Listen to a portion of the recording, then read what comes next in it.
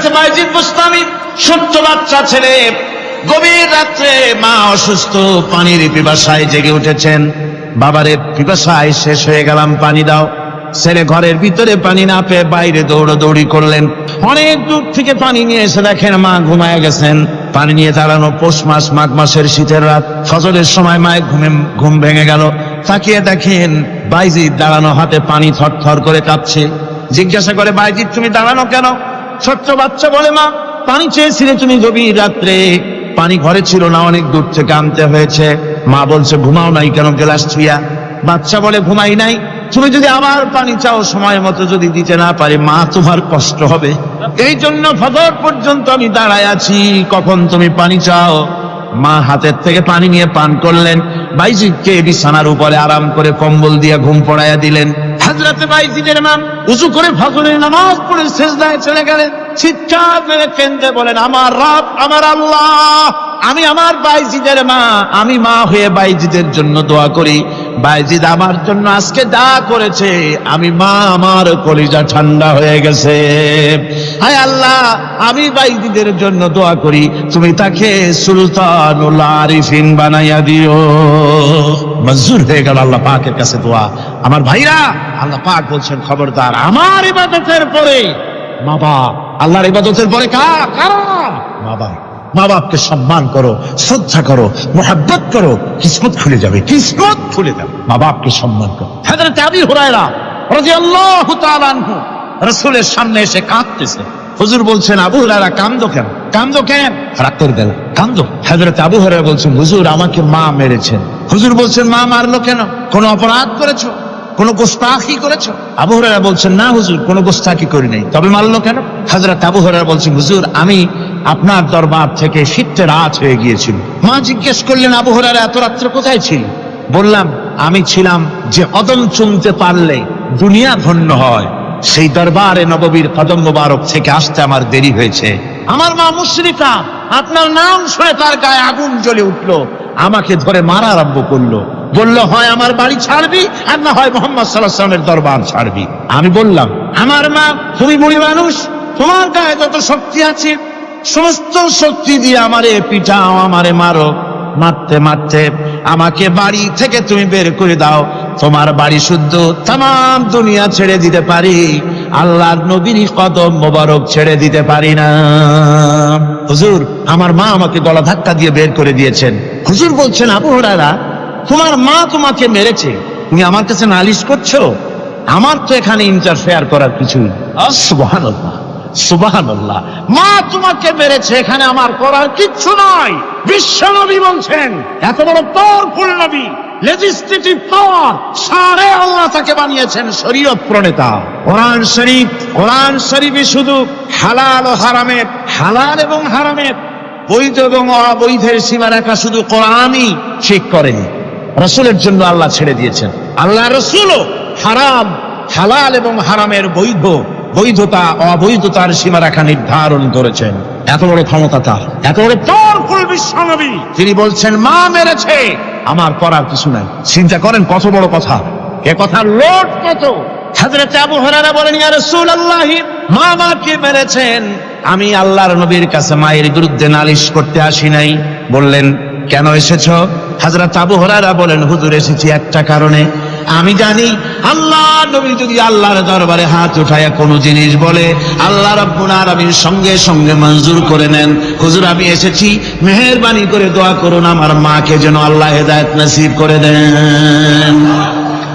আল্লাহ নবী হাত উঁচু করে বললেন, আল্লাহুম্মা হিদি উম্মা আবি হুরায়রা, আয় আল্লাহ আমি দোয়া করি আবু হুরায়রার মাকে তুমি হেদায়েত নসিব করে দাও। রাসূলুল্লাহ দোয়া করছেন আর আবু হুরায়রা সমানে দৌড়াচ্ছেন। তিনি পিছন থেকে কয়েকজনে আবু হুরায়রার জামা টেনে ধরেছে। তাদের জানা আবু হুরায়রা খুব ভদ্রলোক মানুষ, কোন ঝড় ঝামেলার মধ্যে থাকে না, রাগ ঠাক করে না, চিৎকার মারে না, দৌড় মারে না, এত ভদ্র শরীর, দৌড়ায় কি না জানি কোন বিপদ বুঝি ঘটেছে। পিছন থেকে জামা টেনে ধরে বলে, দৌড়াও কেন? হযরত আবু হুরায়রা জামা সাহাবীর হাত থেকে ছিনায় নিয়ে বলেন, জামা ছেড়ে দাও, আমাকে দৌড়াতে দাও, আমি দৌড়াইয়া বাড়িতে দেখতে চাই আমি দৌড়াই আগে আমার বাড়ি পৌঁছাতে পারলাম না, আমি যাওয়ার আগে আমার আল্লাহর নবীর দোয়া আমার বাড়ি পৌঁছে গেছে। আমি এইটা দেখতে চাই। হযরত আবু হুরায়রা বাড়িতে গিয়ে দরজা নক করলেন, ভেতর থেকে আওয়াজ এলো, কে? হযরত আবু হুরায়রা বলেন, মা, আমি তোমার আবু হুরায়রা ফিরে এসেছি। মা বলছেন, বাবা অপেক্ষা করো, দরজা খুলতেছি। হযরত আবু হুরায়রা বলেন, মায়ের গলার আওয়াজের ভিতরে শিরকিয়াতের কর্কশতা পেলাম না, মায়ের গলার আওয়াজের ভিতরে তাওহীদের গন্ধ পেলাম। আমার মনে হলো নবীজির নিক্ষিপ্ত তীর তার নিশানায় পৌঁছে গেছে। কিছুক্ষণ পর মা আমার বেরিয়ে এলেন, মাথা থেকে চুলের থেকে বুড়ি মানুষ, সাদা চুলের ভিতর থেকে পানি পড়তেছে। মা বলল, বাবারে তোমারে মারার পর আমি বড় অনুতপ্ত হয়েছি, অনুশোচনা করেছি, আমি গোসল করেছি, মনে মনে ভাবলাম আমার ছেলে তো কোনো খারাপ জায়গায় যায় নাই, কেন তারে মারলাম? আমি বড় লজ্জায় পড়েছি তোমারে মেরে। ও আমার আবু হুরায়রা, আমি গোসল করেছি, পবিত্র হয়ে গেছি, জলদি করে আমাকে নিয়ে চলো বিশ্ব নবী জনাবে মুহাম্মদুর রাসূলুল্লাহর দরবারে। হযরত আবু হুরায়রার মা ঘোষণা করলেন, আশহাদু আল্লা ইলাহা ইল্লাল্লাহু ওয়াহদাহু লা শারীকা লাহু ওয়া আশহাদু আন্না মুহাম্মাদান আবদুহু ওয়া রাসূলুহু। আমার ভাইরা, মা বাপ সবচেয়ে সম্মানের জিনিস। আল্লাহর ইবাদতের পরই মা বাপের খেদমত করতে হবে। আল্লাহ পাক বলছেন, বান্দারে দেখ, মায়ের পেট থেকে আনলাম, মায়ের বুকের মধ্যে মহব্বত পয়দা করলাম, এত মহব্বত দিলাম তোর উপরে, যে কোনো বিদেশে যান, যেখানে যান, বাড়িতে ফিরলে পরে সকলে, ছেলে মেয়ে ভাই বোন সবাই দেখবে সুটকেসে আমার জন্য আনছে কি, সবাই চিন্তা করবে আমার জন্য কি এনেছে। একমাত্র মা সন্তানের মুখের দিকে তাকাবে, কখন খাইছে সে। সুবহানাল্লাহ, সুবহানাল্লাহ। আমার বাবার মুখখানে শুকনা, তুই বুঝি আজকে কিছু খাইস নাই। বিদেশে যেসব সন্তান থাকে, মা টাটা কবুতরের মতো ছটফট করে। আমার ছোটবেলার কথা আমি দেখেছি শর্ষিরা মাদ্রাসায় পড়তাম, আব্বা টাকা দিতেন মাদ্রাসায় যাওয়ার সময়, আবার মা আবার মুরগির ডিম বিক্রি করা, বিভিন্ন জিনিস বিক্রি করা বা বাজার করা পয়সা, উদ্বৃত্ত কিছু পয়সা আব্বার অজান্তে আমার হাতের মুঠার মধ্যে দিয়ে দিতেন। যখন মাদ্রাসার দিকে রওনা হয়েছি, পর্দার আড়াল থেকে দরজা থেকে দেখতাম, যতক্ষণ তাকায় দেখতেছি চোখ থেকে পানি দম করে পড়তেছে। সুবহানাল্লাহ, মা কি জিনিস! আল্লাহ আল্লাহ আল্লাহ। বিদেশে যদি কারো সন্তান মারা যায়, সবাই জানার আগে কবি বলতেছেন, বিদেশে বিরাজ্যে যার পুত্র মারা যায়, পশু পক্ষী না জানিতে আগে জানে মায়। মায়ের কই যাক তারে টান লেগে যায়, মা বুঝতে পারে আমার সন্তানটা নাই। আহারে মা! আমার বন্ধুগণ, মা যার বেঁচে আছে বেয়াদবি করেছেন, পাও ধরে মাপ নিয়ে নেবেন, পাও ধরে মাপ নিয়ে নেবেন। মা তো পাও ধরে দেখবেন, মাফ করে দিবেন। সুবহানাল্লাহ, সুবহানাল্লাহ। কত দরদ তার বুকের মধ্যে। আর মা বাপকে সম্মান করবেন। যাক, এ বিষয়ের উপরে আমি আর যেতে চাই না। সত্যি আপনাদের বললাম, এই বিশাল জনতাকে বললাম, সবচাইতে বড় পীর আপনার জন্য আপনার মা বাপ। সবচাইতে বড় পীর কে? মা বাপ। সন্তুষ্ট করেন, রুজিতে অভাব ঘটবে না, কোন মাজারে গিয়ে সেজদা দেওয়া লাগবে না, আল্লাহর কসম মাজারে যাই চাওয়া লাগবে না। মা বাপকে খেদমত করেন, মা বাপকে খুশি করেন, মা বাপকে খাওয়ান, হাদিয়া দেন, মা বাপ খুশি, রুজিতে বরকত হবে, ব্যবসায় বরকত হবে, ঋণগ্রস্ত থাকবেন না, সম্মান আল্লাহ বাড়াই দিবেন। সুবহানাল্লাহ, বিহামদিহি, রাসূলুল্লাহর হাদিস। এই জন্য আমি অনুরোধ করব, মা বাপকে সম্মান করবেন।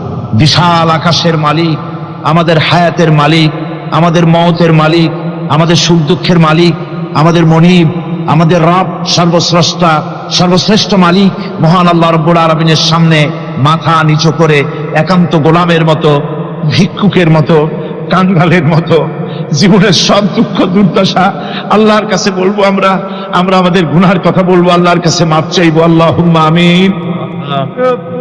ربنا ظلمنا أنفسنا وإن لم تغفر لنا وترحمنا لنكونن من الخاسرين.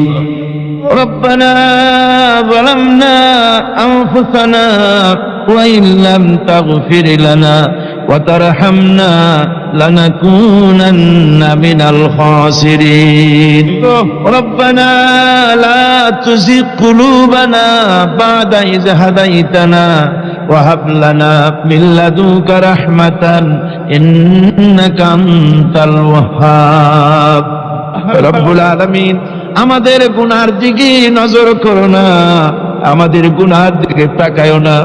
আমরা এত গুনাহ করেছি, সেদিকে তাকালে হয়তো রহমত করতে ইচ্ছে করবে না। আয় আল্লাহ, আমাদের গুনার দিকে তাকায়ও না, আমাদের চোখের দিকে তাকাও, আর আমাদের মুখের কাকুতি মিনতির দিকে তাকায়া আমাদের জিন্দেগির গুনাহ আল্লাহ মাফ করে দাও। রব্বুল আলামিন, এই 5 দিন তাফসীর করতে গিয়ে যদি কোনো ভুল আমি করে থাকি, আয় আল্লাহ, আমি মানুষ, ইলম কালাম নাই, আমি যদি কোনো ভুল করে থাকি, আল্লাহ তুমি দয়া করে আমাকে মাফ করে দাও। কোনো ভুল কথা যদি বলে থাকি, তোমার বান্দাদের স্মৃতি থেকে তা মিটাইয়া দাও। হে আল্লাহ, হক কথা যা বলেছি, কোরআনের কথা, হাদিসের কথা, তেলাওয়াত যা হয়েছে, জিকির আজগার হয়েছে, আল্লাহ এতে তুমি খুশি হয়ে যে সওয়াবটুকুন দিবে, আল্লাহ দয়া করে সওয়াবটুকুন সরওয়ারে কায়নাত আশরাফুল আম্বিয়া সাইয়্যিদুল মুরসালিন রাহমাতুল লিল আলামিন জনাবে মুহাম্মদুর রাসূলুল্লাহ সাল্লাল্লাহু আলাইহি ওয়াসাল্লামের রূহ মুবারকে পৌঁছায়া দাও। রব্বুল আলামিন, तमाम পৃথিবীর মাটির নিচে যত মুমিন মুমিনাত শুয়ে আছে, আল্লাহ তাদের আরো আর পরে সওয়াব পৌঁছায়া দাও। রব্বুল আলামিন, আমরা বড় গুনাহগার। এই মুহূর্তে মনে পড়ে গেল আমাদের আব্বাজানের কথা, আমাদের মার কথা মনে পড়ে গেল। আল্লাহ, আয় আল্লাহ, আমাদের আব্বাজান যারা কবরে চলে গেছে, আমাদের জন্য কত কষ্ট করেছেন, আল্লাহ বাপজানের কবরটাকে বেহেশত বানাইয়া দাও। রব্বুল আলামিন, আব্বার কথা কি বলা যায়? আমাদের মানুষ করার জন্য কত কষ্ট করেছেন, কত মিথ্যা মামলা করেছেন, কত বাড়ি ঘর করে গেছেন আমাদের জন্য। একটা পয়সা নিয়ে যান নাই, কিছু নিয়ে যায় নাই, খালি হাতে চলে গেছে। আল্লাহ বাপজানের কবরটা বেহেশত বানাইয়া দাও। রব্বুল আলামিন, জনম দুঃখিনী মা, আমাদের মা যাদের বিদায় হয়ে গেছে, আল্লাহ বেহেশতের বাগান বানাইয়া দাও কবরটারে। আল্লাহ কবরগুলিকে জান্নাতুল ফেরদাউস বানাইয়া দাও। রব্বিরহামহুমা কামা রব্বায়ানি সগীরা, রব্বিরহামহুমা কামা রব্বায়ানি সগীরা। আল্লাহ রব্বিরহামহুমা, তুমি তো রহমান, রব্বায়ানি সগীরা। তুমি জব্বার, আল্লাহ তুমি সত্তার, আমাদের দিকে তাকাও। তুমি মুমিন, তুমি মুতাকাব্বির, তুমি সত্তারুল উয়ুব। আল্লাহ আমাদের দিকে তাকাও, আমাদের দিকে তাকাও। আয় আল্লাহ, এইভাবে করে মায়ের কাছে দাঁড়ায়া যদি মা মা বলে যদি কাঁদতাম, এমন নিষ্ঠুর মা নাই যে কোলে না নিয়ে পারে। আল্লাহ, মায়ের চাইতে লক্ষ গুণে মায়া তোমার বেশি, আমাদেরকে রহমতের কোলে টেনে নাও। আয় আল্লাহ, যত মানুষ মাহফিলে হাত উঁচু করছে, যত গুনাহ আছে, আজকের মাঠ থেকে কেউ যেন গুনাহ নিয়ে বাড়ি না যায়।